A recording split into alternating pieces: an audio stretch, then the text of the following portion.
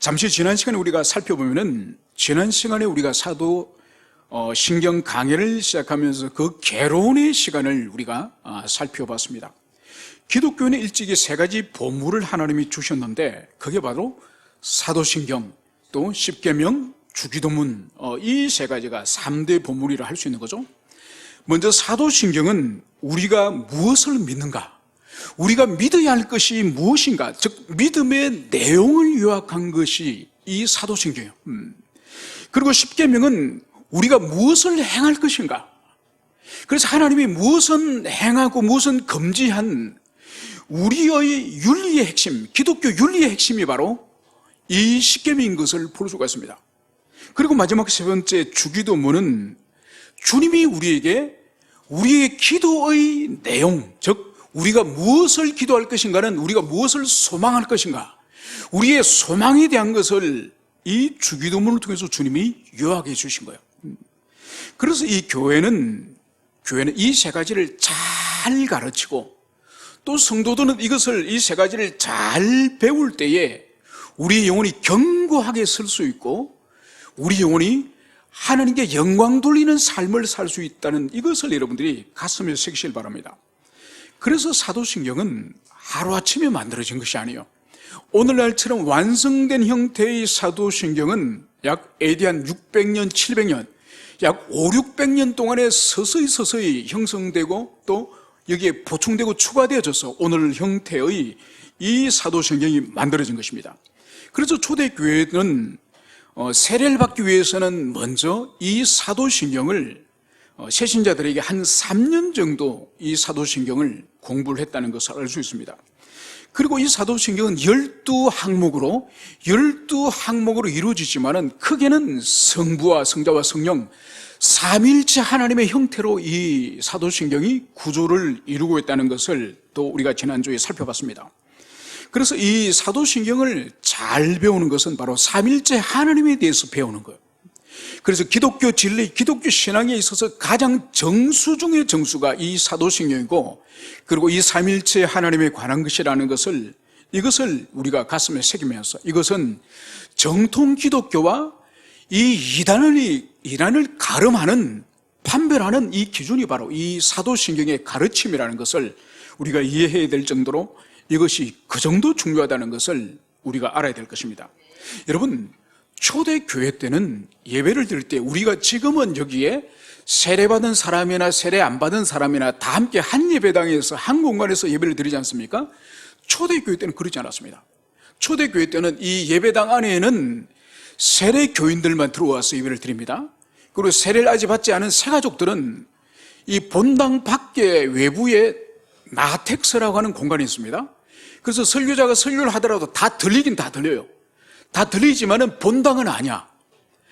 저 외부에서 3년 동안 이 예배를 드리는 거예요. 그러면서 이제 이 주일이 되면은 이 교회 감독, 그리고 담임 목회자가 이 새가족들에게 이 세례 예비자를 말하는 거예요. 세례 받기로 지금 준비되고 있는 그 예비자들에게 이제 이 사도신경을 중심으로 해서 기독교 교리를 가르칩니다. 교리를 가르치면서 3년 동안 그럼 교리를 다 배우면은 세례를 주느냐? 아니에요. 교리를 가르치면서 그 사람의 영혼의 변화를 관찰하는 거예요. 그리고 영혼의 변화는 결국은 삶의 변화를 가져오지 않습니까? 삶의 변화가 있는지를 3년간 그 사람을 쭉 추적하면서 그것을 살피는 거예요. 여러분, 우리나라에도 120년 전에 기독교회가 처음 들어왔을 때 세례를 줄 때 우리나라도 만만치 않았습니다. 우리나라는 주로 농촌이나 그 당시에는 시골이었지 않습니까? 세례를 받기로 작정한 사람들이 세례 교육을 받으면 어떻게 하느냐? 그 사람이 사는 동네로 사람을 보내요. 그 동네로 가서 그 사람이 과연 예수 믿고 나서 삶이 이전과 어떻게 달라졌습니까? 그 사람의 말이 어떻게 달라졌고 생각이 달라졌고 행실이 어떻게 달라졌습니까? 이걸 주변 사람 이웃들에게 묻는 거예요. 물으면 아니요, 그 사람 꽝이에요. 지금도 부인 추패고, 지금도 술 마시고 와서 자식 새끼들 추패고, 지금도 농사철 끝나고 나면 마작하고 화투 두고. 여러분, 그걸 교회가 조사를 다 했다니까요. 그래서 세례받기 합당한 사람들에게 세례를 주는 거예요. 그러니까 세례 교인이 된다는 것은 엄청난 영광이고 함부로 교회가 세례를 주지 않아요. 여러분, 그렇다고 한다면 교회 집사가 되고 권사가 되고 장로가 되는 이런 것은 감히 상상할 수 없는 그런 일이 되겠죠. 그래서 여러분, 이 세례를 이제 받기로 작정하고 또 세례 교육을 통과하고 그러면은 주로 이 세례를 부활절날 아침에 세례를 받아요. 부활절 예배가 있기 전에 이른 아침에 이제 이 예배당 안에 이 세례터가 있거든요. 이 풀장 같은 그 세례터에 이제 감독이 세례받을 사람을 이제 안고 그 웅덩이 속으로 들어갑니다. 그래서 3번 물 속에 잠기는 거예요. 성부 하나님의 이름으로 한 번 잠겼다가 물속으로 나오고, 성자 하나님의 이름으로 물속에 잠겼다가 밖으로 나오고, 성령 하나님의 이름으로 잠겼다가 다시 나오고, 그때에 이 세례자 즉 감독이 질문하는 거예요. 당신은 전능하신 하나님 아버지께서 천지와 만물을 지으셨음을 믿습니까? 그러면 이제 이 세례받는 그 사람이 믿습니다. 아멘. 그렇겠죠? 그래서 성부 하나님에 대해서 한 번 묻고, 성자 하나님에 대해서 또 한 번 묻고, 성령 하나님에 대해서 한 번 묻고, 이 3차례 이 물음을 하고 거기에 대한 답변을 하는 거예요. 그래서 처음에 이 사도신경의 형태는 질문과 답변을 하는 이 문답 형식으로 원래는 그렇게 구조가 되어 있었습니다. 그러다가 시간이 지나면서 문답 형식이 아니라 선언 형식으로 변경이 되는 거예요. 변화가 된 거예요. 지금 우리가 신앙 고백을 매주 주일 예배 시작할 때 신앙 고백을 하지 않습니까? 바로 이거예요. 그래서 라틴어에서는 이 신앙 고백을 시작할 때 제일 먼저 크레도 이것이 먼저 등장합니다. 이 크레도가 무슨 뜻인가 하니까 영어로 하면 I believe, 나는 믿습니다. 그래서 나는 전능하신 창조주 하나님 아버지를 믿습니다. 그래서 크레도가 먼저 등장하는 거예요. 그러니까 질문에 대한 답변의 형태에서 세례받는 사람이 자기 입으로 선언하는 형태로 이렇게 이 사도신경이 형태가 변화되는 거예요. 그래서 성부 이름을 먼저 한번 믿음을 선포하고, 그리고 성자 하나님을 믿음을 선포하고, 그리고 성령 하나님을 믿음을 선포하고. 여러분, 왜 문답의 형태에서 자신이 이제 선포하는 형태로 바뀌었을까요? 이거는 뭔가 하니까 문답의 형태는 훨씬 소극적이에요. 당신이 전능하신 창조주 하나님 아버지를 믿습니까? 아멘, 네. 훨씬 소극적이죠. 그런데 본인이 나는 전능하사 천지를 창조하신 하나님 아버지를 나는 믿습니다. 본인이 이제 고백하는 거죠. 훨씬 확신과 분명한 이 자신의 믿음이 없이는 결코 문답이 아니라 이 선언 형태는 확신이 없이는, 믿음이 없이는 고백할 수 없는 것이죠. 그래서 처음에는 문답의 형태에서 이렇게 선언 형태로 바뀌었음을, 이것을 우리가 이해될 것입니다.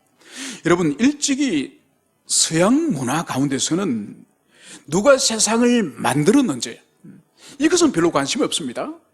서양 문화 가운데 특별히 그리스의 이 철학에는 누가 세상을 만들었는가를 보기보다는 그 사람들은 이 세상을 구성하는 근본 물질, 이 세상, 이 우주와 만물을 구성하는 근본 물질이 도대체 뭐냐, 여기에 대한 그리스 철학자들이 아주 고민이 많았습니다.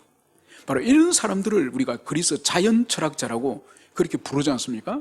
그래서 이 사람들은 일찍이 이 세상을 구성하는 근본 물질이 물이다, 흙이다, 바람이다, 불이다. 그래서 이 세상을 구성하는 근본 물질이 뭔지를 그들은 많은 고민을 했습니다. 그러나 성경은 그것을 말하지 않아요. 성경은 이 세상과 만물을 누가 지으셨냐, 그것을 주님은 명백하게 성경 창세기 1장 1절 통해서 명백하게 그것을 말씀을 하고 있죠. 그래서 태초에 하나님이 천지를 창조하시니라.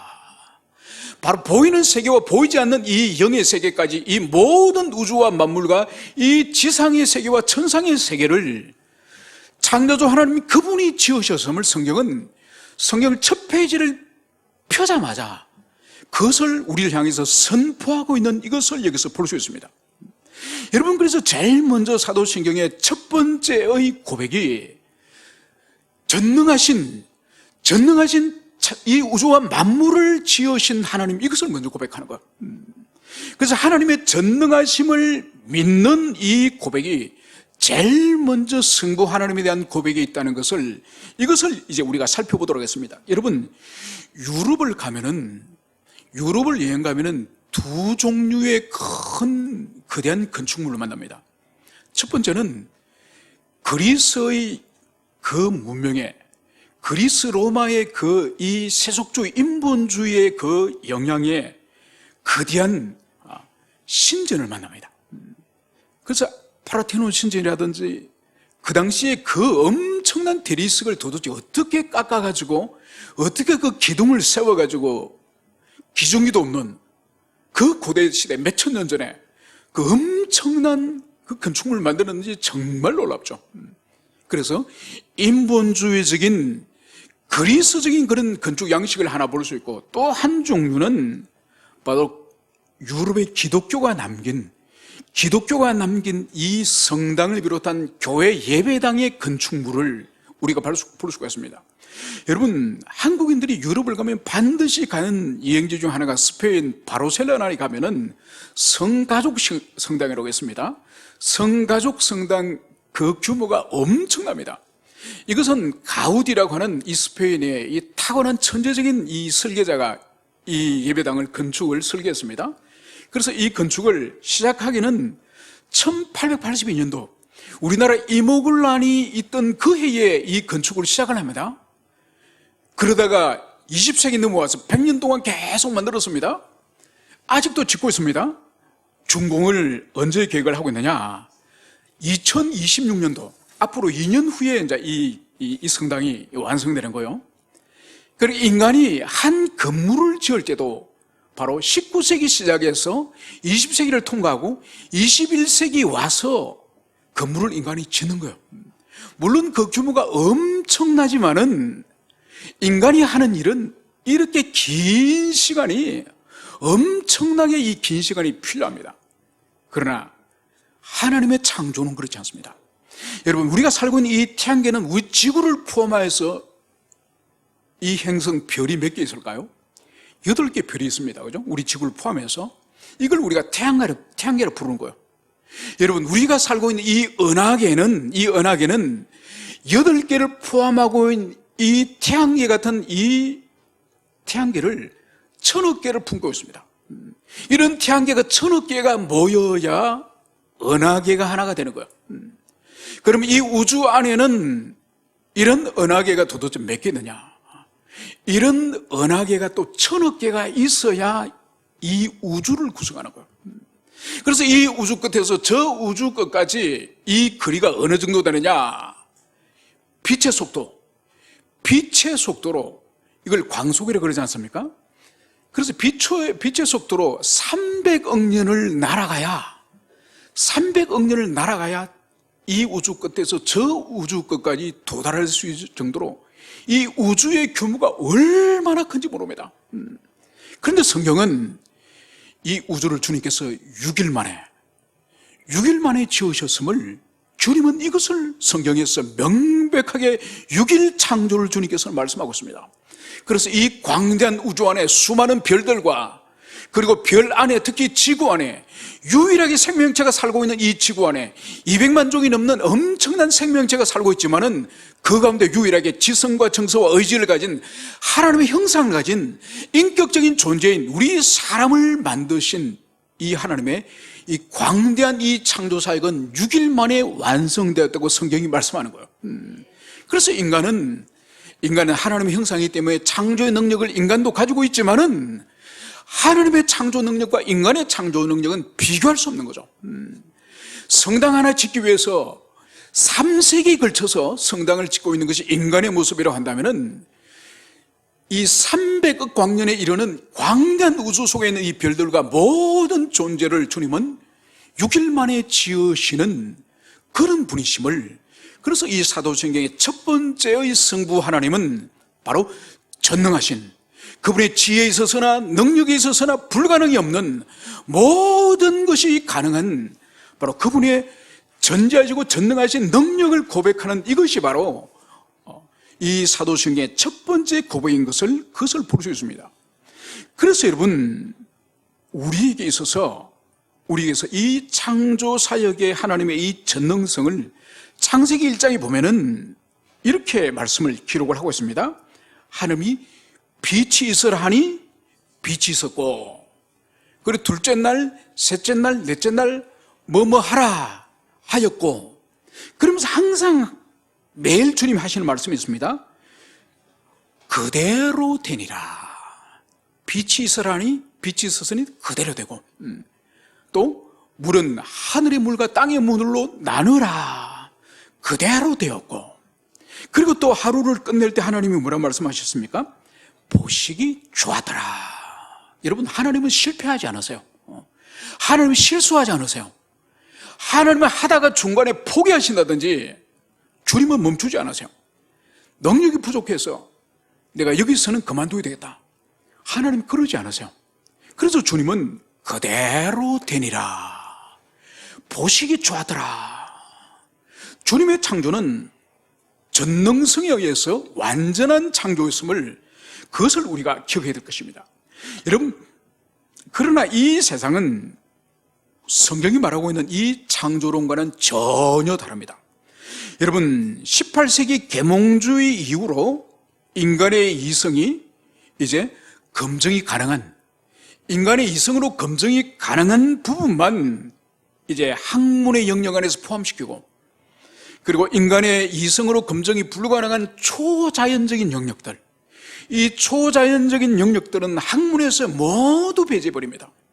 그리고 거기서 너희들이 교회에서나 말해라, 그러면서 천지창조 그런 건 말하지 말라는 거예요. 모세를 통해서 홍해바다를 가르고 출애굽을 했다고 바다 가는 이야기, 그런 거 하지 말라는 거예요. 40년 동안 하늘에서 만나를 내려줘서 그걸 먹고 살았다고? 그런 이야기 하지 말라는 거예요. 또 베세다 광야에서 오병이어로 남자들만 5,000명을 먹였다고 그런 말 하지 말라는 거예요. 그거는 당신들 교회에서나 말해야지. 이 세상에서는 학문으로 논하고 연구하고 탐구할 대상은 바로 인간의 이성으로 검증하고 확인할 수 있고 실험으로 도출될 수 있는 그것만 학문의 영역에서 다루자. 그러면서 성경에 있는 하나님의 하신 모든 일들은 창조사역이나 홍해를 가르신 거나 오병이어 기적이나 만나를 먹이신 일이나 이 모든 것들은 이제는 성경 속에 있는 것들을 교회에 있는 당신들끼리만 다루라. 그래서 그거는 신화 영역이다. 여러분, 그래서 이 세상은 하나님이 우주와 만물과 사람을 지으셨음에 대해서 그들은 믿지 않습니다. 그래서 그들은 하나님은 이 만물을 창조하신 것이 아니라 어느 시점에 이 우주는 거대한 폭발을 통해서 이 우주가 존재하게 되었다. 그래서 빅뱅 이론이 거기서 나온 거죠. 그런데 그들은 질문에 대해서 답을 못하는 것이 바로 뭔가요? 그러면 그 빅뱅 이론은 도대체 누구의 의지로, 누구의 능력으로 일어나는가? 답을 못합니다. 그리고 우리 인간이라는 존재는 하등의 존재가 긴 시간 동안에 진화를 거듭해서 지금 최고의 지성적인, 이성적인 인간이 될 수가 있었다. 그래서 인간은 진화의 최고의 절정, 진화의 산물이다. 여러분, 그래서 빅뱅 이론이나 이 진화론을 과학이라는 이름을 통해서 이것이 진리인 것처럼 사람들을 설득합니다. 여러분, 이것은 가설에 불과해요. 빅뱅 이론도 증명된 적이 없고, 그리고 이 진화론도 증명된 적이 없습니다. 인간의 가설에 불과해요. 그런데 과학의 이름이란 것으로 이것이 마치 진리인 것처럼 온 세상의 사람들이 이것을 붙들고 여기에 목숨을 걸고 있는 것이죠. 여러분, 분명히 말하지만 이것은 하나님을 마음에 두기 싫어하는, 하나님을 믿기 싫어하는 무신론자들, 유물론자들이 만들어낸 가설에 불과한 것이요. 그래서 일찍이 바울 사도는 로마서 1장 28절에서 이렇게 말씀을 하고 있습니다. 그들이 마음에 하나님 두기를 싫어하며 하나님께서 그들을 그 상실한 마음대로 내버려 두사 합당하지 못한 일을 하게 하셨으니. 여러분, 하나님은 우리 인간이 마음으로 하나님을 거부하고 부정하고 하나님의 은총을 자신은 원하지 않는다고 하는 사람에게는 은혜를 억지로 그의 마음을 열어서 집어넣는 분이 아니에요. 하나님을 거부하고 하나님의 은총을 싫어하고 부정하는 사람들은 하나님이 그냥 내버려 두는 거예요. 내버려 두어서 그들 스스로 패역한 삶을 살도록 주님은 그들을 그냥 두시는 거예요. 그것이 하나님이 내리시는 최고의 심판의 방법이에요. 그래서 성경은 반복적으로 너희들이 진정으로 하나님을 찾는 자를 내가 만나줄 것이다. 전심으로 하나님을 구하는 자에게 내가 능력을 베풀 것이다. 여러분, 주님은 우리 스스로 주님을 만나길 원하고 은혜를 사모하고 주님을 붙잡길 원하는 그 사람을 만나주시고 그 사람에게 은총을 베풀어 주시는 거예요. 여러분, 그래서 신앙생활에 있어서 여러분, 초신자들도 신앙생활을 잘 생각해야 되는 이유가 뭔가 하니까, 하나님 나에게 은혜 한번 줘보세요. 은혜 주시면 내가 기도 생활도 할 테고 성경도 읽고 나도 11조도 하고 나도 다 할 수 있습니다. 은혜 한번 줘보세요. 여러분, 이런 태도는 은혜를 절대로 받을 수 없습니다. 여러분, 은혜를 받을 수 있는 태도는 뭔가 하니까, 우리가 의지적으로 우리가 중생을 하거나 회심하는 것은 우리 힘으로 내 영혼을 변화시킬 수 있습니까? 없습니까? 그건 못해요. 그런데 제 시간에 와서 하나님께 은혜를 주십시오 마음으로 사모하는 기도는 우리가 할 수 있습니까? 못합니까? 할 수 있는 거예요. 여러분, 성경을 읽는 거는 우리가 할 수 있습니까? 우리 뭐합니까? 할 수 있는 거예요. 은혜를 우리가 아직 못 받더라도 성경은 읽을 수 있습니다. 여러분, 찬송도 마찬가지요. 찬송가 성경에 있는 찬송가를 보고 이 음정이나 박자를 따라서 찬송은 우리 할 수 있습니까? 없습니까? 할 수 있는 거예요. 은혜가 안 돼도 할 수 있는 거예요. 여러분, 이것이 바로 뭔가는 마중물이에요. 마중물. 여러분, 마중물이 무슨 뜻인지 알죠? 옛날에 펌프 있지 않습니까? 이 펌프는 한 3번 정도 펌프질 안 하면 물이 쫙 빠져서 저 바닥에 떨어집니다. 그러면 어떡하죠? 한 바가지 물을 펌프에 부어가지고 막 이렇게 하면 이 패킹이 이 압력에 의해서 이 아래에 있는 물을 끌어당기는 거예요. 그리고 처음에는 꾸정물이라도 괜찮아요. 꾸정물이라도 마중물로 부어서 이 펌프질을 하면은 이 꾸정물이 밖에 다 쏟아지고 결국은 깨끗한 물이 올라오지 않습니까? 바로 하나님께서는 우리에게 사모하는 마음을 가지고 하나님을 추구하도록 하는 이것이 바로 뭐냐? 마중물이에요, 마중물. 이거는 참된 믿음이 아닌 행동일 수 있습니다. 그럼에도 불구하고 마중물을 쏟아붓고 펌프질을 할 때에 깨끗한 물이 결국은 나오는 것처럼, 하나님, 나에게 당신이 먼저 은혜 한번 베풀어 보라니까요. 그럼 내가 신앙생활 잘해보겠습니다. 여러분, 이런 태도는 절대로 옳지 않습니다. 그래서 우리에게 항상 필요한 것은 사모함, 갈급함, 이것을 우리가 먼저 가지고 있을 때 주님께서 후행적으로 은총을 베풀어 주신다는 것을, 이것을 여러분들이 가슴 깊이 새기시길 축원합니다. 그럼 이 창조는 도대체 누구의 작품인가? 창세기 1장 1절과 2절에서는 태초 하나님이 천지를 창조하시니라. 그래서 성부 하나님의 창조를 1절에서 말씀하고 있다면 한다면 2절에서 보면은 땅이 혼돈하고 공허하며 흑암이 깊음 위에 있고 하나님의 영은 수면 위에 운행하시니라. 여러분, 2절에서 땅이 혼돈하고 공허하고 흑암이 깊음 위에 있다. 이것은 뭔가 하니까, 이 만물과 이 세계가 창조되기 전에, 아직 구조와 형태가 짜지기 전에, 그때 혼동스러운 상태를 이것을 말씀하는 거예요. 그 혼동스러운 상태 위에 오늘 누가 등장합니까? 하나님의 영이 수면 위에 운행하시니라. 여러분, 이 지구의 형태가 갖추어지기 전에, 이 구조가 만들어지기 전에 오늘 성부 하나님과 함께 성령 하나님이 여기에 등장하는 것을, 나타나는 것을, 이것을 여기서 볼 수 있습니다. 여러분, 이것은 뭘 말씀하는 거예요? 창조 사역에 있어서 성부 하나님과 함께 성령님이 함께 계셨음을 창세기 1장 2절에서 이것을 말씀하고 있습니다. 여러분, 이 말씀뿐만 아니라 요한복음 1장 1절에서 3절에서는 이렇게 말씀을 하고 있습니다. 태초에 말씀이 계시니라. 이 말씀이 하나님과 함께 계셨으니 이 말씀은 곧 하나님이시니라. 여러분, 태초에 만물을 지으실 영원의 그 시간에 오늘 성경은 말씀이 계셨다는 것. 그래서 이 말씀이 하나님과 함께 계시다는 것. 그러니까 이 하나님은 성부 하나님을 말하겠죠. 이 성부 하나님과 말씀이 함께 계셨는데 이 말씀이 누구시라고요? 곧 하나님이라. 여러분, 그러니까 여기서 성부 하나님과 또 다른 하나님을 말씀하는 거죠. 여러분, 이 하나님이 누굴까요? 바로 요한복음 1장 14절에서는 이 말씀이신 하나님, 이분이 누구냐? 말씀이 육신이 되어 우리 가운데에 거하심에. 바로 이분이 누구시라고요? 말씀으로 이 세상에 사람으로 태어나신 그리스도 예수를 말씀하시는 거죠. 여러분, 그래서 이 요한복음 1장에서는 성부 하나님이 만물을 지으실 때에 함께 누가 계셨다고요? 성자 그리스도, 성자 하나님이 함께 계셨음을 볼 수 있습니다. 여러분, 그래서 이 본문을 통해서 창세기 1장과 요한복음 1장을 통해서 우리가 결론을 내릴 수 있는 것이 바로 뭔가요? 하나님의 천지 창조 사역에 있어서 성부 하나님과 함께 성자 하나님도 그리고 성령 하나님도 함께 이 창조 사역에 참여하였음을 이것을 여기서 볼 수 있습니다. 여러분, 그래서 이 창조 사역은 성부 하나님이 중심이 되셨지만은 성부 하나님 홀로 창조하신 것이 아니라 바로 함께 성자께서도 성령께서도 성부 함께 창조하셨음을 볼 수 있습니다. 여러분, 그래서 이 창조 사역은 삼일체 사역이라는 것을 우리가 결론을 내릴 수 있다는 것을 여기서 우리가 볼 수 있습니다. 그리고 우리가 마지막으로 살펴볼 것은 기독교 창조 이 신앙이 다른 유일신교의 창조 신앙과 어떻게 다른지 이 부분을 마지막으로 살펴보도록 하겠습니다.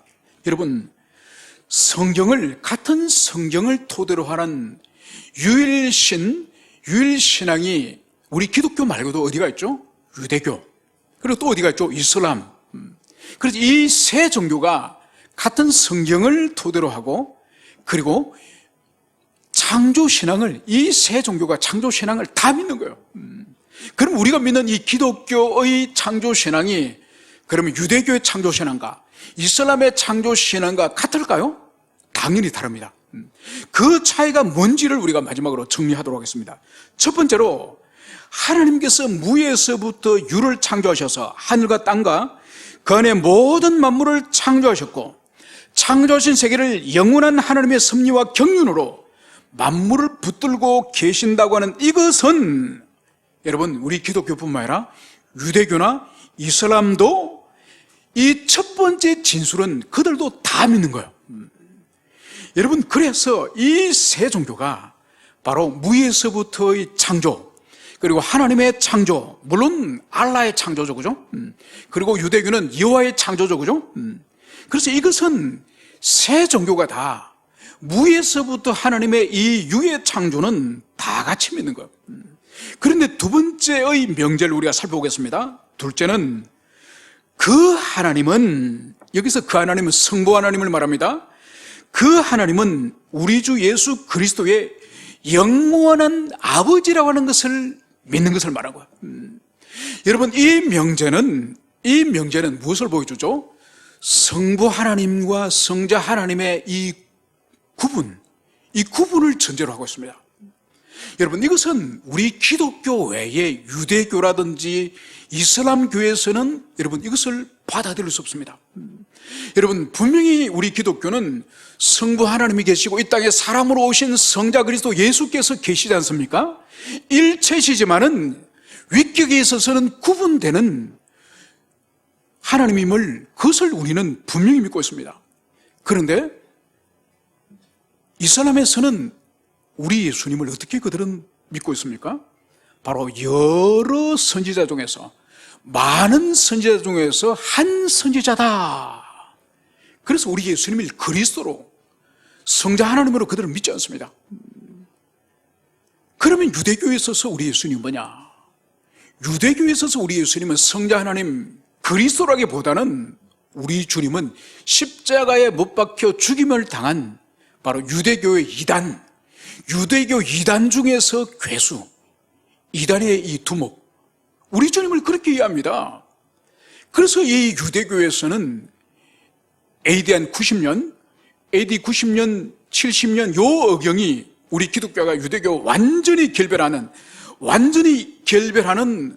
그 일이 일어나는데, 결정적인 일이 바로 뭐냐? 유대교의 예배 시간에, 이 기도 시간에, 이 나사렛 땅은 우리 이 기독교를 말합니다. 나사렛 땅에 대한 저주문을 그들이 낭독을 해요. 그전에는 없었는데, 그러니까 이 나사렛 땅이 영원히 진멸되도록 이 유대교 이 회당 예배에서는 우리 기독교인들에 대해서, 예수님에 대해서 저주문을 선언합니다. 그러면서 완전히 이 유대교와 기독교는 완전히 결별하죠. 여러분, 그것은 지금도 마찬가지예요. 지금도 우리 예수 믿는 사람을 이 이스라엘 사람들은 박해를 하기도 하고 여러 가지 불이익을 줍니다. 그래서 유대인 중에서 예수 믿는 사람들이 소수가 있긴 하지만은 유대인 사회 안에서도 그 사람들이 불이익을 당하는 거죠. 그래서 유대인들에게 있어서는 이 예수님은 이단의 괴수로 받아들이기 때문에, 오늘 우리가 여기서 그 하나님은 우리 주 예수 그리스도, 즉 성자 하나님의 아버지다, 이런 인식은 오직 우리 기독교만 가지고 있다. 이것을 여기서 우리가 이해를 할 수 있습니다. 그리고 세 번째 명제인 그런 하나님께서 예수 그리스도로 말미암아 나의 하나님이요 나의 아버지라고 믿는 것이다. 여러분, 우리가 제일 이 사도성경의 첫 번째 구절이 전능하사 천지를 만드신 하나님 뒤에 뭐죠?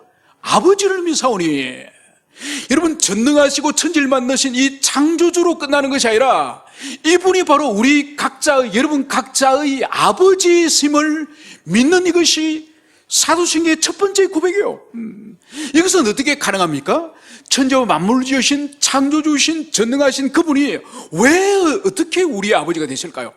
바로 그리스도 예수의 중보적인 그분의 십자가의 대속적인 죽음을 통해서, 그분을 우리가 믿음을 통해서 바로 멀리 떨어져 있고 우리와 원수되었던 그 하나님이 바로 우리를 자녀 삼으시고 우리를 아들, 딸 삼으셔서 바로 그분이 우리의 아버지가 되신다, 이것을 고백하는 거예요.